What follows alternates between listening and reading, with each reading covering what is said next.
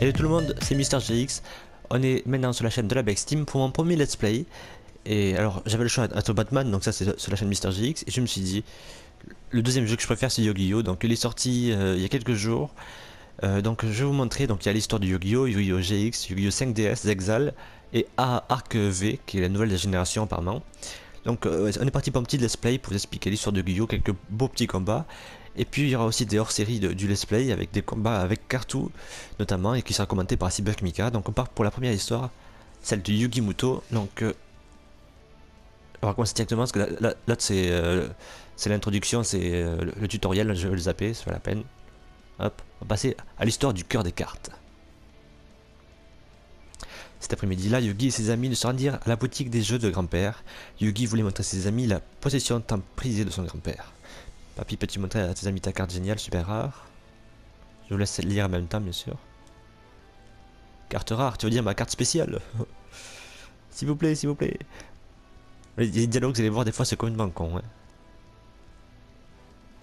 Comment je puis refuser, vous les enfants, vous allez vous régaler. Je ne sors pas cette carte trop souvent. Après, voici la fameuse carte, le dragon blanc aux yeux bleus, tellement rare et tellement puissante que je ne la laisserai jamais sortir de mes mains. Cette carte est inestimable, il y a seulement 4 dans le monde entier.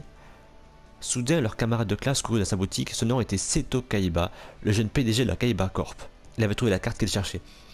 Je dis ça en passant, je rappelle quand même que c'est un manga et ça peut pas avoir de rapport avec la réalité.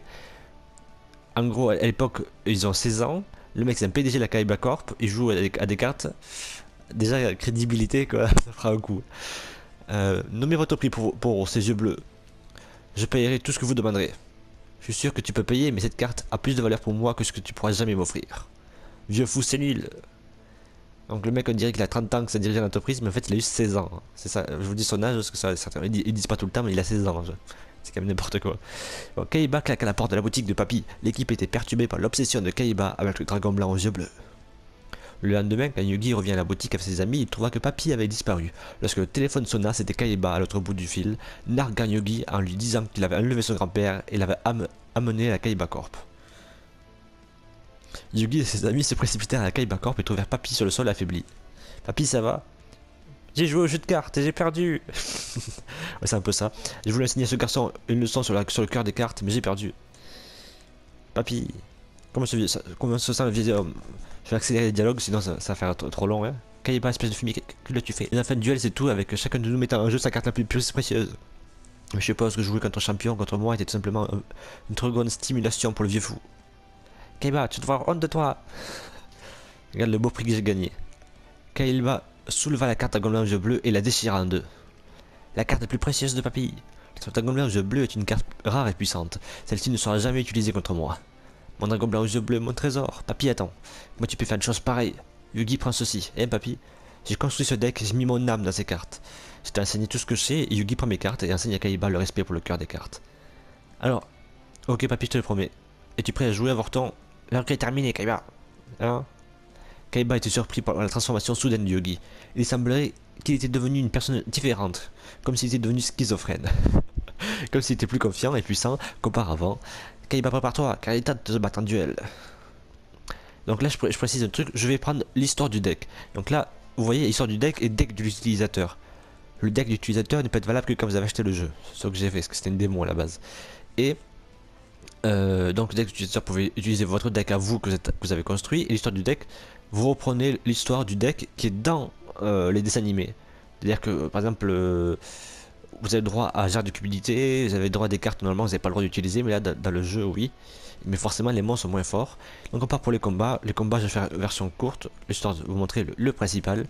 Et puis après si je vois que... Dites-moi en commentaire, même s'il ne faut pas faire un sondage ou un commentaire, je ne sais pas comment faire, pour voir pour les textes justement. Parce que les textes quelquefois c'est con, donc je pense que je vais passer certains textes qui sont inutiles et... histoire de mettre que les choses les plus intéressantes. Allez c'est parti, premier combat. Donc là je choisis de commencer. Donc là je suis Yami Yugi. Yami ça veut dire ténèbres pour ceux qui ne savent pas, donc ça veut dire Yugi ténébreux, ça peut dire. Seto Kaiba, ben, c'est son prénom. Vous voyez, peu de stupidité, normalement je devrais pas pouvoir l'utiliser en version classique. Mais là oui, je vais l'utiliser. Et comme vous voyez j'ai que des cartes de crotte. Alors ben, on va On va mettre ça pour pouvoir invoquer après le Kaiser, insolent. En fait, simplement, ils se sont inspirés, vous l'avez compris, du jeu, du dessin animé. Donc là, c'est dans la saison 1. Et donc, il y a plusieurs histoires. Après, il y a GX que je connais, il y a 5DS que je connais un peu aussi, donc je pourrais vous en parler. Je pensais qu'il m'aurait essayé de m'attaquer, mais même pas essayé, cette enfoiré. Sangan, qui est pas mal aussi, Sangan. Je vais attaquer juste avec lui, parce que je me méfie toujours des cartes face verso. Et comme je vous ai dit, il y aura bien sûr des matchs entre moi et Cartou. Vu que c'est dur à faire vivre, vous avez vu, ça peut être des fois un peu ennuyeux. Donc ce que je vais faire, je vais vous montrer les combats. Et donc, il a gagné des points de vie en fait, il m'a détruit Sangan. Donc je vais vous montrer le petit effet de Sangan, ça permet de prendre un monstre avec l'attaque de 1500 d'attaque maximum depuis votre deck à votre main. Et moi je vais prendre une partie d'Exodia, le maudit. Donc je vais prendre Exodia l'interdit, la tête. Et quand vous avez le pied droit, la jambe droite, la main gauche et la jambe... Oh putain, vous avez 4 parties du corps, je sais plus ce que je dis. Et bien vous avez gagné. Et vous avez gagné. Et on va essayer de gagner avec ça d'ailleurs.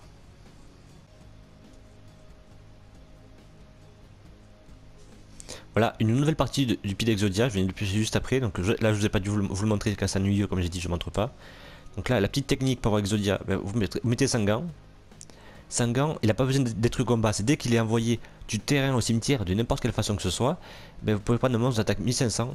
Je vais vous dire les effets des cartes importantes. Pour moi, les cartes importantes que vous devez avoir, si vous jouez un deck avec des monstres qui ont moins de 1500 d'attaque, c'est ça. Déjà, un Sangan obligatoire. Mais je sais pas si c'est interdit d'ailleurs maintenant, enfin je vérifie. Donc après, je le sacrifie, juste pour récupérer une deuxième partie de l'Exodia. Donc là, j'ai la jambe droite et la tête. Vous connaissez le principe, quand on a les 5 parties, on a gagné. La jambe gauche. Voilà, comme ça j'ai les jambes, il m'implique les mains. Allez, on se retrouve dans quelques secondes. Aïe aïe, il a invoqué le fameux dragon blanc aux yeux bleus. Il peut pas m'attaquer, mais il a invoqué le dragon blanc aux yeux bleus, enfoiré. Comme dans le dessin animé, il invoque ces 3 dragons blancs aux yeux bleus, mais à l'époque, il savait pas qu'on pouvait fusionner. Et oui, ça vous verrez plus tard aussi qu'est-ce que c'est que les fusions. Pour ceux qui connaissent pas, comme ça je vais vous expliquer à la fois le jeu, à la fois les cartes importantes, parce que la démo est disponible, dans la démo vous pouvez faire tout le mode histoire. Cercle d'envoûtement, c'est une carte célèbre ça, utilisée souvent par Yugi. Cercle d'envoûtement bloque un monstre sur le terrain, il peut pas attaquer ni changer sa position de combat. Bon, c'est une carte qui était très jouée à l'époque de la première génération de cartes, maintenant forcément il y a des bien meilleures. Là je vais vous montrer la carte trou noir. Trou noir, donc ça détruit tous les monstres sur le terrain. Elle est limitée à 2 à l'heure où je vous parle d'un tournoi. Parce que les limitations changent tous les 6 mois. Alors certaines des fois qui continuent à être limitées au même stade qu'elles étaient avant. D'autres sont moins limitées, d'autres plus limitées. D'autres passer carrément à semi-limité. Donc semi-limité c'est 2, forcément limité c'est 1.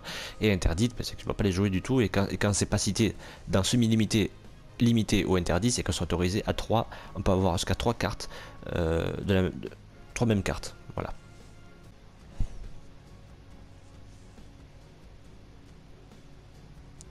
Le dragon blanc aux yeux bleus.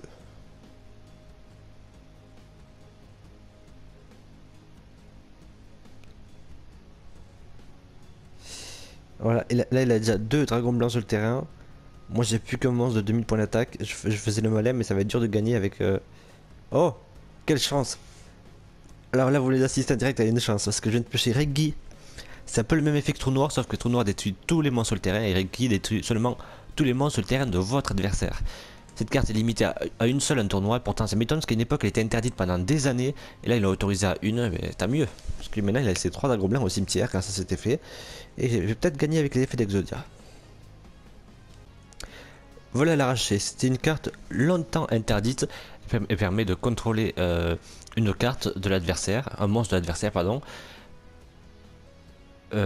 Et durant chacune de ces stambiphases, c'est entre la pioche et quand on peut poser les monstres. La stambiphase, c'est en gros, c'est là où les effets de cartes magie et pièges, ou des fois des effets de monstres s'activent. On peut rien faire, c'est les effets qui prennent effet, hein, on peut dire. Et donc là, ça l'inconvénient de lui donner 1000 points de vie en plus par tour, mais au moins je peux contrôler son monstre. Je vais pas l'utiliser maintenant, ça c'est du casse-pied, je peux lui donner des points de vie gratuits. Elle est limitée à une seule, donc elle est limitée, elle n'est pas semi-limitée, elle est limitée. Sangan, je vais faire un peu le suicidaire, je vais mettre en position d'attaque pour pouvoir récupérer plus facilement une autre partie d'Exodia. Donc je vais récupérer cette fois-ci le bras gauche. Donc il manque plus que le bras droit. Une chance sur 15 de avoir le bras droit et de gagner avec Exodia. Forcément en vrai, vous avez vu que là je pioche seulement une carte par tour. Mettez des accélérateurs de cartes. Il y a des cartes qui permettent par exemple de piocher jusqu'à 2 cartes par tour. Il y a des cartes qui permettent par exemple quand vos monstres se détruisent de piocher plusieurs cartes. Sans compter qu'il faut jouer défensif quand on joue Exodia parce que généralement vos monstres sont pas très forts avec vous. Donc si vous jouez Exodia, soyez très prudent que l'adversaire ne fasse pas défausser votre main au cimetière. Sinon après vous allez galérer à les récupérer. Surtout la tête, elle est dure à récupérer la tête. Cœur de l'opprimé, ça c'est une carte très utile quand on joue Exodia. Cœur de l'opprimé permet, chaque fois que vous piochez une carte sur un monstre normal, donc ça c'est un monstre à effet, parce que vous voyez, il est marqué effet. Puis ça, hop, quand il y a rien marqué, c'est un monstre normal. Donc quand c'est blanc, jaune, ou enfin, jaune clair on va dire, eh bien ça permet donc cœur de l'opprimé de piocher une carte en plus du moment que la carte que vous piochez, c'est une carte normale. Donc si vous piochez par exemple 5 cartes normales, eh bien, vous piochez une nouvelle carte. Puis si la 6ème carte c'est une carte normale, vous piochez une nouvelle carte jusqu'à ce que vous voulez arrêter l'effet de vous-même, ou alors que vous piochez pas une carte de monstre normal.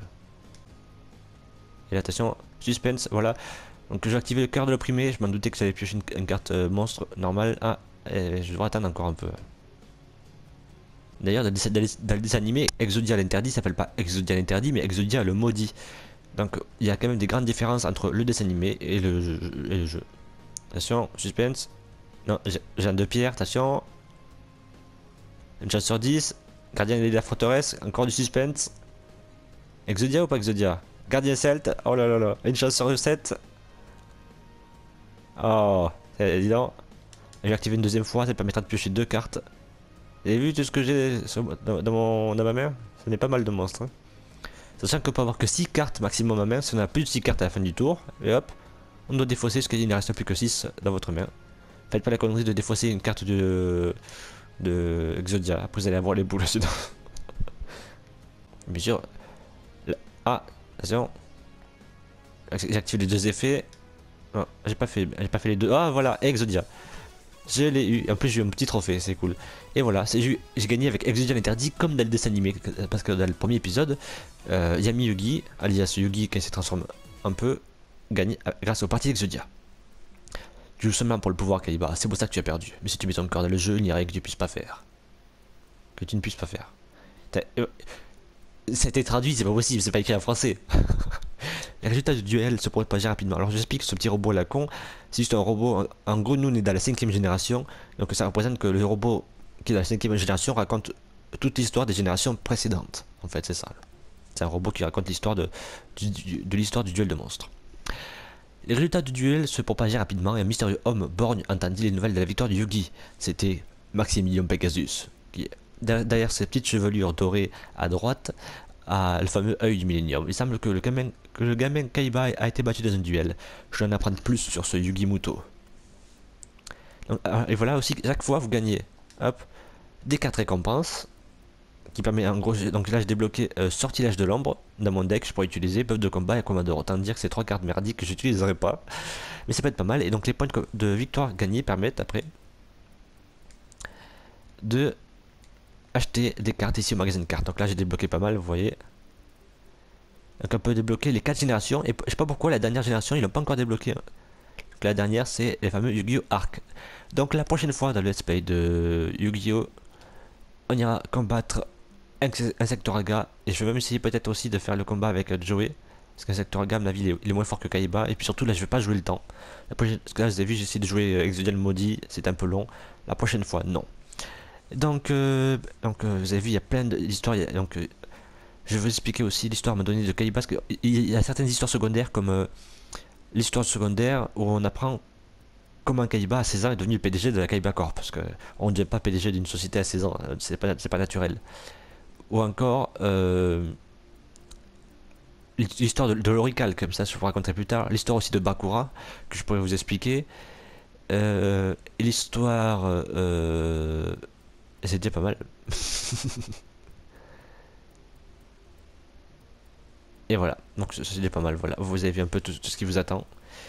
Donc à très bientôt pour le premier display que je fais sur la chaîne Backsteam, donc ça arrivera donc ce lundi sûrement.